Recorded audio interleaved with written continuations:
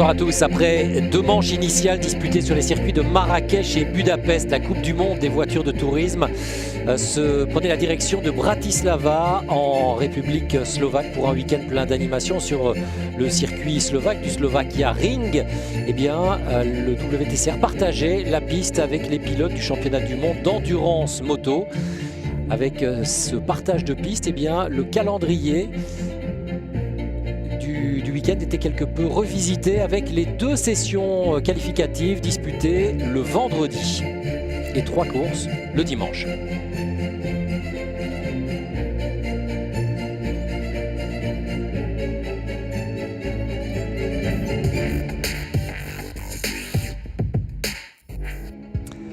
Et à l'occasion de ces premières séances d'essai, un homme va se montrer immédiatement en évidence. C'est Nicky Catsburg, le pilote néerlandais, qui avait connu un début de saison un petit peu difficile, la faute à quelques soucis rencontrés sur sa Hyundai i30. Et bien là, il va remettre les choses dans l'ordre et avec une équipe qui aura bien travaillé pour remettre sa voiture d'aplomb, il va prouver qu'il n'a rien perdu de sa vélocité en signant à 2 reprises le meilleur chrono en séance qualificative. C'est lui donc qui se lancera en pole position de la première course.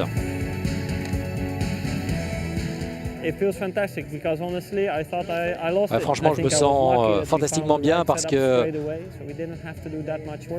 je pensais vraiment avoir perdu tout ça. Je pensais aussi avoir la chance d'avoir retrouvé les bons réglages et là, on est parvenu à tout mettre dans l'ordre. C'est ce que nous avons fait aujourd'hui. Et il s'élancera donc en pole devant. Vous l'avez vu, Norbert Micheli, c'est le pilote chinois de chez Alpha Makingwa. À cause de ce calendrier, je vous le disais tout à l'heure, la 2e séance qualificative a lieu aussitôt après la première. Mais sur ce circuit slovaque plein de rebondissements et de surprises, il va commencer à pleuvoir, ce qui va rendre évidemment la piste tout à fait imprévisible. Ouais, c'est la vie. Je pense qu'évidemment j'étais très près, mais c'était déjà le cas dans la première manche qualificative. Et j'ai loupé la pole pour un chouïa et maintenant, franchement, je pense que avec ces conditions-là, je ne pouvais pas aller plus vite, donc je suis déjà content et je suis surtout content pour Nicky parce qu'aujourd'hui il était vraiment très rapide et a fait un boulot parfait. C'est donc double pole, double ration de pole position pour Nicky Catsburg, qui est de retour cette saison dans le WTCR, vous le savez. Le pilote néerlandais se partage en effet entre le championnat du monde d'endurance, le championnat du monde GT au volant d'une BMW et la Coupe du monde des voitures de tourisme au volant donc de cette Hyundai.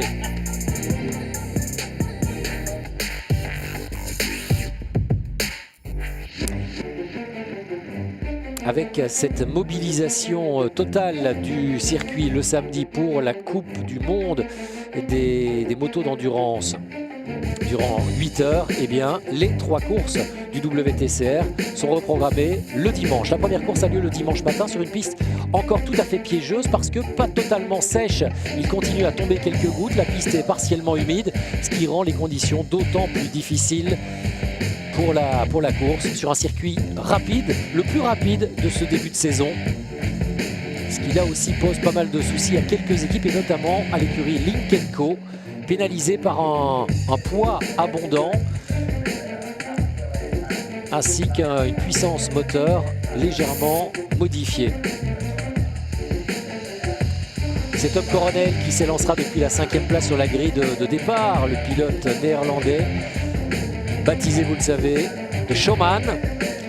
Daniel Agloff a réussi une super session qualificative et même 2 très belles séances qui lui permettent de partir à 2 reprises depuis la 4e place sur la grille de départ. Le chinois Ma est exactement dans le même cas de figure. À 2 reprises, il a été le 3e pilote le plus rapide sur ce circuit au volant d'une Alfa Romeo qui retrouve des couleurs grâce aussi à la mise en application du Ballast Weight Compensation. Et puis devant, on retrouve Norbert Michelis et Nicky Catsburg pour se partager la première ligne sur cette grille de départ. Les 2 pilotes au volant d'une Hyundai et qui se sont vraiment tenus dans un mouchoir tout au long des séances qualificatives. Le drapeau vert est agité Et c'est parti avec une voiture qui va un petit peu rester scotchée sur la piste. Et malheureusement pour lui, c'est celle de Nicky Catsburg. Alors que Ma Qinghua, lui, a jailli, a bondi des starting blocks. Le pilote chinois prend un excellent départ au vent de l'Alpha blanche. Autre très bon départ, tout à fait à l'extérieur de la piste, celle de l'Audi grise que vous voyez faire l'extérieur là et remonter, celle de Frederik Verwijs, parti 9e et qui remonte déjà au 5e rang dès le 2e virage. Le Belge fait les bons choix et il va se retrouver presque immédiatement derrière Ma, le chinois, derrière Norbert Michelis. Et regardez, en venant toujours comme ça à l'extérieur, malgré un petit contact ici avec Jean-Carl Vernet, eh bien le Belge se retrouve maintenant en 3e position. Et il est déjà à l'attaque de Norbert Michelis. Michelis qui est obligé de laisser passer le Belge. Catsburg bousculé une deuxième fois par Jean-Carl Vernet, déchaîné. Alors que pour Nils Langeveld, mais également Nestor Girolami, la course est déjà terminée. Ça se termine dans le bac à gravier. Mais évidemment avec ces conditions de faible adhérence, c'est un énorme problème. Il faut vraiment rouler sur des œufs. Toucher le volant du bout des doigts seulement. Et pour le leader du championnat, Nestor Girolami, c'est évidemment un coup dur. On revoit depuis l'intérieur l'impact qui conduira à l'apparition de la voiture de sécurité. Et là, on revoit Nestor Girolami percuté une fois par Tom Coronel et une autre lui vient taper Nils Langeveld. Le leader du championnat ne marquera donc pas de points dans cette 7e manche du championnat. Le restart est donné rapidement. Frederik Verwijs met la pression sur le chinois Ma et il va trouver l'ouverture. Le Belge de l'équipe Come To You s'empare du leadership dans le 5e des 11 tours de cette course initiale de Bratislava. On revoit l'attaque sans coup férir de Frederik Verwijs sur Ma. Ma qui n'a pas été bien méchant, hein. Il a un peu laissé cette porte trop grande ouverte et il n'en fallait pas plus pour que le pilote Audi s'engouffre dans la brèche.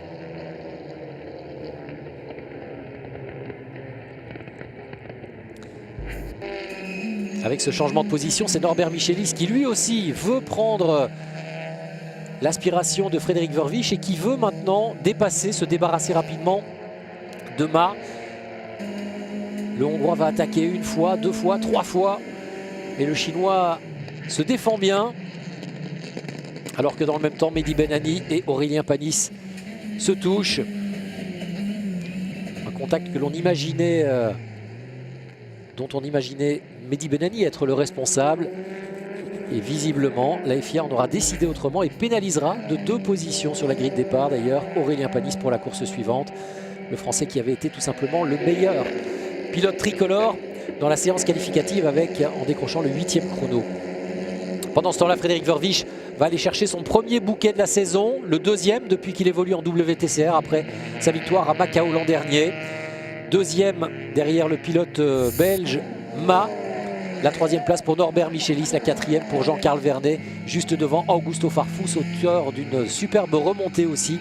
Il termine devant le champion du monde antique Gabriel Tarquini et Nicky Catsburg. Bien malmené dans cette course. Ouais, c'est vrai que ça a été une grande course, un super résultat. Mon départ a été tout simplement fantastique. Au premier tour, au 3e virage, j'ai été un petit peu chanceux parce que j'ai été touché par l'arrière. Mais je ne suis pas parti en tête à queue. Et puis après, ouais, j'ai vraiment eu un très bon tempo en course. On a peut-être pris un petit peu plus de risques que les autres, mais c'est vrai que ça a fonctionné. Et ensuite, j'ai pu maintenir ce rythme. C'est un peu une surprise d'avoir eu ce rythme qui m'a permis d'aller plus vite que les autres, disait Frederik Verwijs, qui s'impose donc devant Ma Michelis. Jean-Carl Vernet termine à une belle 4e place. C'est le seul Français qui tire correctement son épingle du jeu. Yvan Muller, lui, parti assez loin sur la grille de départ, sera néanmoins remonté à la 11e place.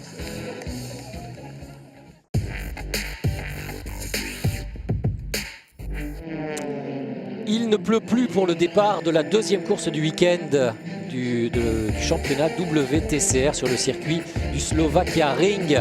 Il ne pleut plus, la piste est presque sèche. Et les 27 acteurs vont donc pouvoir se livrer une belle bagarre en prenant peut-être un peu moins de risques que dans la course 1. Justement, pour sa course 1, Aurélien Panis, qui aurait dû partir en troisième position, eh bien, a été sanctionné un peu sévèrement à notre goût. Du coup, Aurélien Panis s'élancera seulement depuis la 5e place sur la grille de départ. Une pénalité donc de 2 positions. Ce qui fait les affaires de Kevin Chekon qui remonte à la 4e place sur cette même grille de départ. Idem pour Nils Langeveld qui remonte lui au 3e rang. Le pilote néerlandais qui réussit sa meilleure séance qualificative sur ce circuit de Slovaquie. Devant, on retrouve Nestor Girolami, le leader du championnat au volant de sa Honda Civic Type R. Et Rob Huff, auteur de la pole grâce à son 10e chrono de la séance qualificative. Et vous le savez, la deuxième course est tout simplement une grille de départ inversée pour les 10 premiers. Et les deux hommes qui vont prendre un départ absolument tonitruant sont justement les deux pilotes Honda, Nestor Girolami et également Esteban Guerrieri, la Honda coutumière du fait. Et Nestor Girolami vire en tête au premier virage avec un Rob Huff qui essaye de replonger immédiatement à l'intérieur.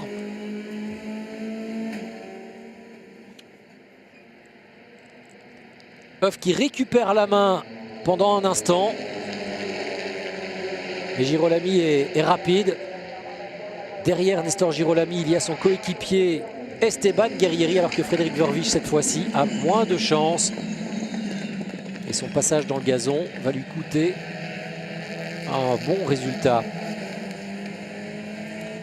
Exit le vainqueur de la course 1. En revanche, derrière Huff et les deux Honda, on retrouve une nouvelle fois une Alfa Romeo, mais également l'Audi de Nils Langeveld, ainsi qu'Aurélien Panis au volant de sa Cupra jaune.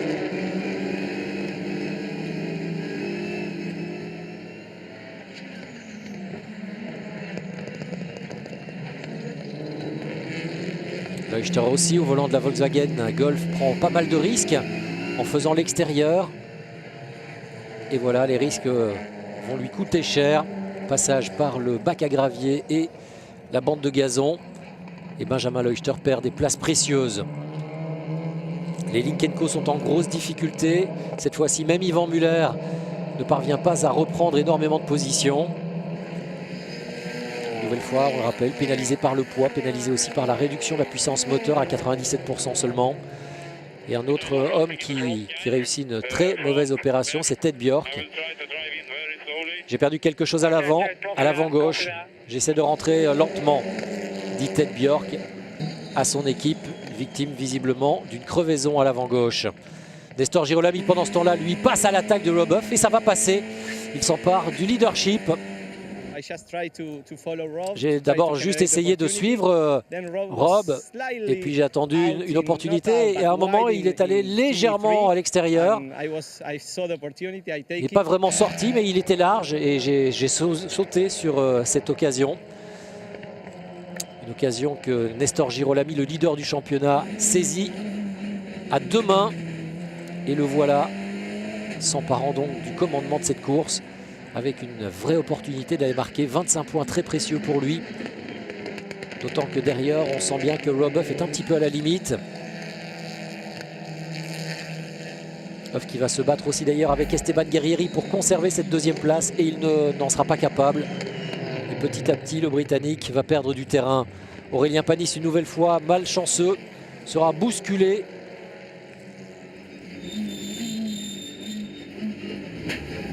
Une fois, deux fois, regardez comme Tarquini d'ailleurs le pousse plus que virilement. Gabriele Tarquini déjà dans le collimateur de la FIA il y a 15 jours à Budapest et qui pourtant ne s'arrête pas en aussi bon chemin.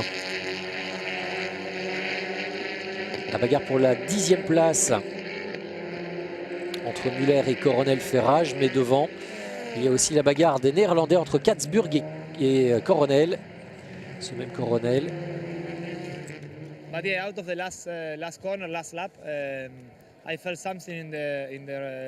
Ouais, à la sortie du dernier virage, j'ai senti quelque chose à l'arrière gauche, un bruit. Apparemment, ça c'est vraiment survenu à ce moment-là. Donc j'ai eu un peu de fumée dans l'habitacle. Heureusement, j'ai pu terminer la course jusqu'au drapeau à damier. Et le drapeau à damier, c'est bien Nestor Girolami qui le franchira le premier devant son coéquipier et compatriote Esteban Guerrieri. Décidément, ce début de saison, tout va pour le mieux dans le meilleur des mondes pour les Honda Civic Type R des deux pilotes argentins, coéquipiers, amis à la ville, et qui occupent donc les deux premières positions aussi au niveau du championnat du monde.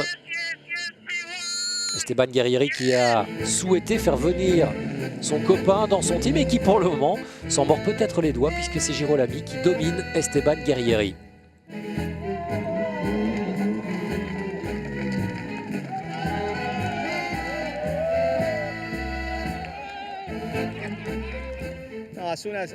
Dès que j'ai réalisé que c'était Esteban qui était en deuxième position derrière moi, je me suis dit allez, ok, maintenant on est sûr, parce qu'on ne va pas devoir se battre tous les deux, ça on le sait bien aussi. On est là pour essayer de nous faire marquer autant de points que possible.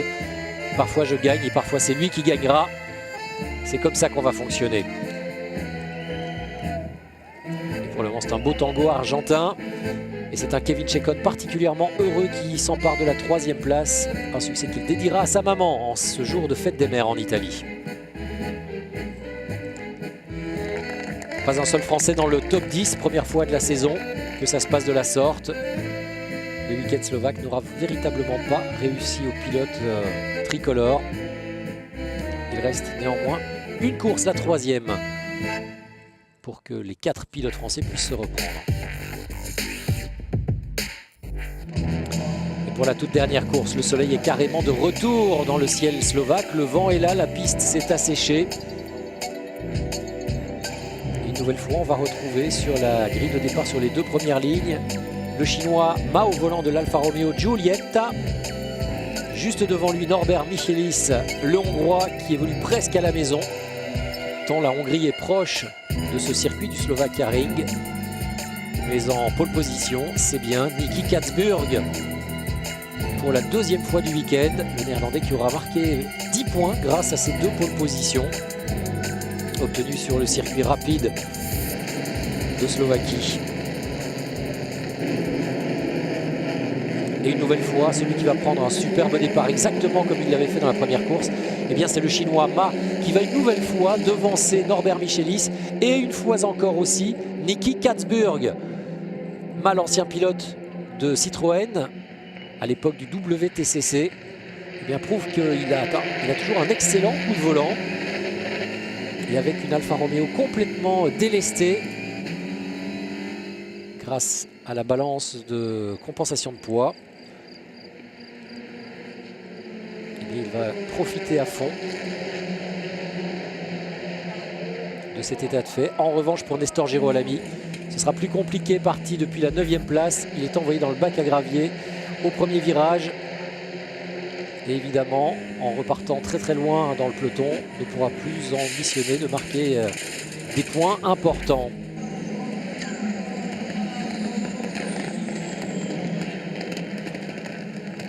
Devant, on retrouve presque un scénario identique à la première course, même si Fred Vervisch n'est plus là pour jouer les troubles faits, avec Ma et les 2 pilotes Hyundai juste derrière. Mais c'est un autre pilote Alfa Romeo, Kevin Chacon, qui est en embuscade en 4e position et qui de temps à autre se montre incisif derrière Niki Katzburg, puisque Norbert Michelis a pris l'ascendant sur le pilote néerlandais et Kevin Chacon va en faire de même. Niki Katzburg qui avait été pourtant tellement rapide lors des 2 séances d'essai qu'il ne parvient pas à conserver ce même rythme en course, avec une voiture qui aura certainement été légèrement blessée par quelques impacts reçus en début de week-end. Norbert Michelis, lui, va bien. Il se sent tellement bien même qu'il essaye d'attaquer Makingwa. Une fois à droite, une fois à gauche. Le Hongrois tente sa chance, tenter plus en faisant l'extérieur encore. Mais le Chinois ne se démonte pas du tout.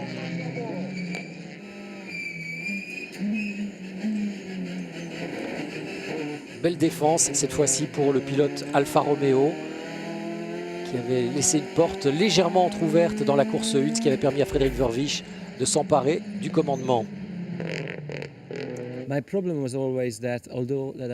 problème, c'était vraiment que lorsque j'avais le meilleur rythme en course, eh bien, chaque fois, je me retrouvais derrière un gars qui me fermait bien les portes, Ma, ici, qui me ralentissait, et ce qui permettait à Kevin de revenir de l'arrière, et du coup, je devais regarder ce qui se passait derrière, ce qui me rendait la tâche plus difficile pour attaquer devant. Car effectivement, Kevin Chekon va jouer un très bon rôle de coéquipier, en portant quelques attaques lui aussi sur Norbert Michelis. Quand j'ai vu dans mes rétroviseurs qu'il y avait Norby et qu'il y avait Kevin, je me suis dit allez vite, vite, vite, vas-y mon gars, si tu peux venir embêter Michelis, ça va me simplifier la tâche. Et de fait, la défense que Norbert Michelis va devoir effectuer devant Kevin Chekon va un petit peu le détourner de la bagarre qu'il menait avec Ma Qinghua pour la première place. Ce qui va permettre tout simplement aux Chinois de filer tout droit vers la victoire. Sa première victoire en WTCR, la première victoire d'Alfa Romeo cette saison. La seconde seulement depuis l'arrivée d'Alfa Romeo dans cette Coupe du Monde des voitures de tourisme. Il y avait eu un succès l'an dernier pour Kevin Chekon.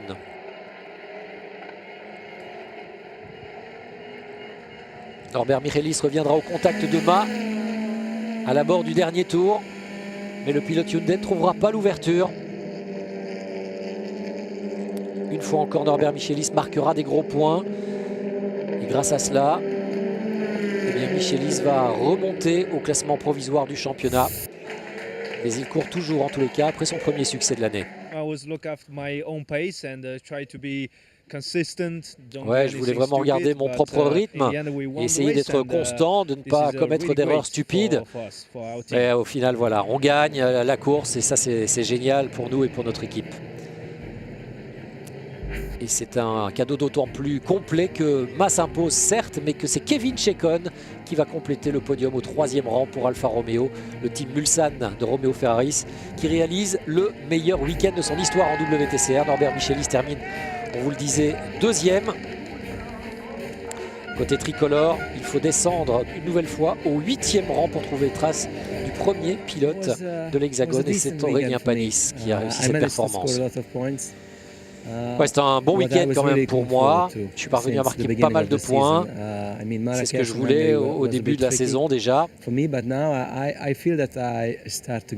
Marrakech et l'Hongrie ont été un petit peu difficiles, mais maintenant ça y est, je sens que ça va de mieux en mieux, que je suis dans le rythme. Et c'est très important d'avoir ce sensation pour les 21 courses qu'il reste encore. Le podium avec donc Ma Michelis et Kevin Chekon. Podium inédit en WTCR. Pour terminer le week-end slovaque, 3e week-end de championnat, ce qui permet à Nestor Girolami et Esteban Guerrieri de conserver les 2 premières positions. 2 points d'écart seulement, vous l'avez vu. La 3e place revenant maintenant à Norbert Michelis. Et au classement, bien sûr, des teams, c'est toujours le team All-Inkle avec les 2 Honda Civic Type R des 2 pilotes argentins qui caracolent en tête. Pas le temps de chômer pour les pilotes du WTCR. Ils se remettront en piste dès vendredi sur le circuit néerlandais de Zandvoort aux Pays-Bas. On se retrouvera donc samedi et dimanche pour vous faire suivre et vivre la suite de cette passionnante saison de WTCR. Passez une excellente semaine sur Eurosport et à ce week-end pour le 4e rendez-vous de la saison du WTCR. Bye bye.